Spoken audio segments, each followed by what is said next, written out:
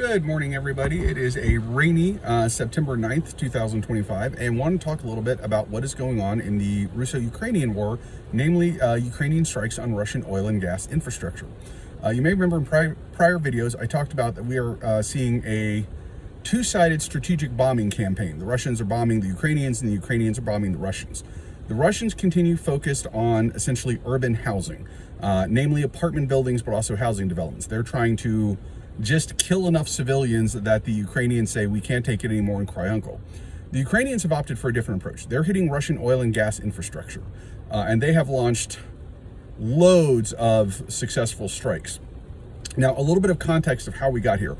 The Biden administration put the kibosh on the Ukrainians doing this because they were afraid that it would drive global energy prices up higher, which would then drive American prices higher, which would then be bad for incumbent Democrats in midterm and 2022 and 2024. So as a way to, and I'm not kidding when I say this isn't a joke, as a way to protect incumbent Democrats, the White House prohibited the Ukrainians from hitting Russian oil and gas infrastructure. As the Biden administration was going out the door, the Ukrainians said, well, maybe the Trump administration they haven't told us we can't do this.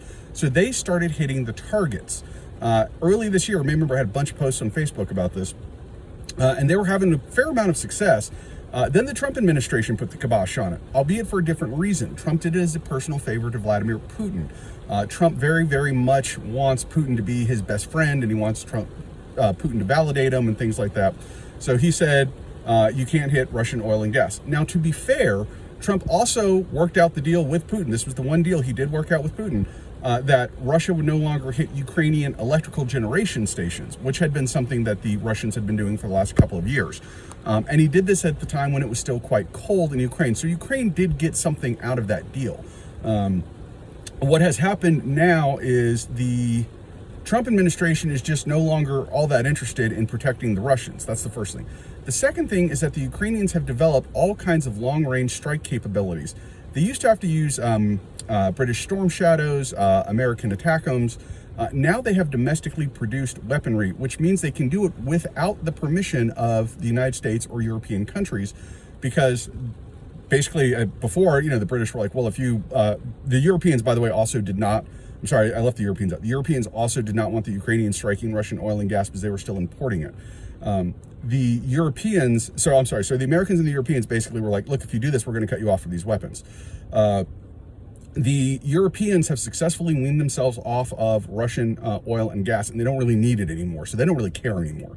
The exception to that is Hungary and Slovakia, who are screaming bloody murder because there's a pipeline network called the Druzhba Pipeline Network, and the Ukrainians have now shut it down multiple times in the last month. So far, the Russians have been able to get it repaired after just a few days and get things up and running. But it was a test case by Ukraine, and what they found is that Europe and the United States basically shrugged. So now they have domestic weapon production, and they don't have to worry about blowback from NATO over it. Okay, so moving forward, is this campaign by Ukraine working? The answer is yes and no. And let me give you the yes. The yes is that they've knocked about 25% of Russian refining capacity offline. Russian fuel prices are at record highs. To give you an idea, Russians are paying a little over $4 a gallon for fuel. Now, you may hear them think, well, that sucks, but that's not too bad. But you have to remember, the average American earns 6 times what the average Russian is. So take your salary, divide it by 6, and increase the gas price to about $4.12 a gallon, and ask yourself what kind of impact that has. That's what Russians are dealing with. Let me phrase that. That's what the lucky Russians are dealing with. Several oblasts in Russia are having fuel shortages, and you just simply can't get it. It doesn't matter what the price is, that it's not there to buy. This is spreading. As of today, St. Petersburg is having multiple stations that are just simply out of gas. They don't have anything and they can't get it. Some oblasts in Crimea, Siberia, and southern Russia have started using fuel rationing coupons. You have to be a government agency, or if you're a business, you have to apply to even have the right to buy the all-time record high fuel. So that should give you an idea of how bad it's getting, and it's probably going to get worse because most of these strikes have occurred in the last 30, 40 days, several of them in the last just 10 days. What that means is that it's upstream. The consumer is downstream of these strikes, and so far all the damage from the strikes hasn't reached downstream yet. So it is going to get worse. Now, here's what I mean when I say that it might not be working, is that in terms of, is the Russian military starving for fuel? And the answer is yes and no.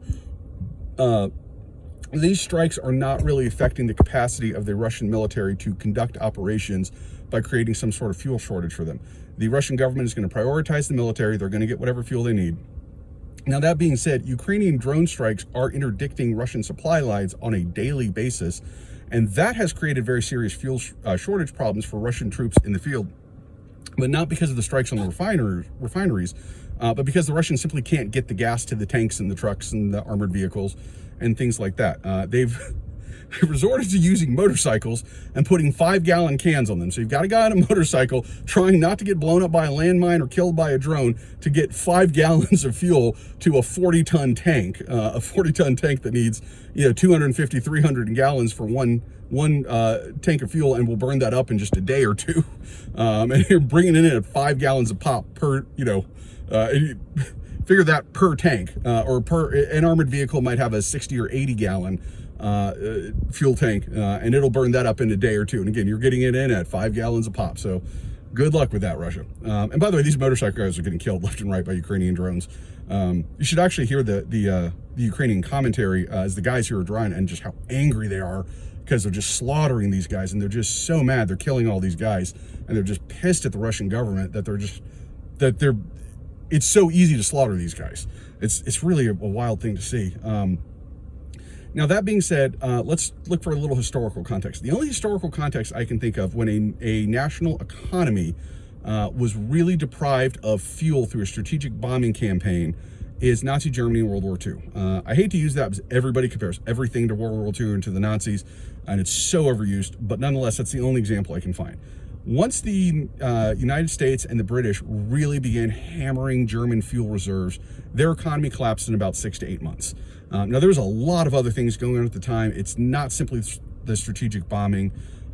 So the best educated guess I can make is that the Russian economy is really looking at 6 to 8 months before things get just simply unworkable. Now, here's what I don't know. I don't know how fast the Russians can repair the refining capacity and the storage capacity that they're losing. I also don't know what their capacity is to import refined product from India and China and use that in their own markets. I don't know enough about their transport networks out of Siberia to even guess at that.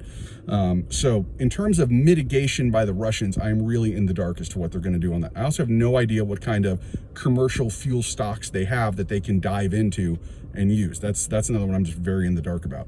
So while 6 to 8 months is the only historical precedent I could find, I really don't even know if that's applicable in this case or not. So either way, life sucks in Russia now, even by Russian standards, which is really saying something. By the way, Russian inflation is over 8%. It's going to go higher because it's harvest season. And if you're running tractors and combines, you have to pay record prices for fuel, assuming you can get it. And then when you put that agricultural product onto trucks to move it around to a grocery store, a miller, a meat packing plant, whatever, those trucks are going to be driving at record high fuel prices. So you can count on inflation getting a little worse, at least food inflation getting worse in Russia in the immediate future, and it's already quite bad. By the way, their interest rates are around 18% right now. We're at, what, 3.5%? By the way, they had a 200 basis point cut in interest rate, and inflation went down. That's how bad demand is collapsing, which tends to happen when you send 250,000 of your men to go get buried in Ukrainian soil. So yes, things are going to get a lot worse in Russia very fast. Will this end the war is the $64,000 question. It depends. It really depends on how quickly Ukraine can pile on the damage versus how quickly Russia can repair the damage. But this is well worth keeping your eye on. And by the way, one last thing, I know this video has run really long. Listen for the words Yamal Cross. The Yamal Cross is a huge intersection of oil and gas pipelines in Russia. So far, the Ukrainians have not been able to hit it. If the Ukrainians hit it, that's it. It's lights out for Russia. Right now, they haven't. And right now, there's no reason to think they're going to, but the Ukrainians keep surprising to the upside. They keep doing the thing that everybody said they couldn't do. So if they crack this particular nut, that would be lights out for the Russians. So, okay, hope everyone enjoys their nice rainy day, and I will see you later.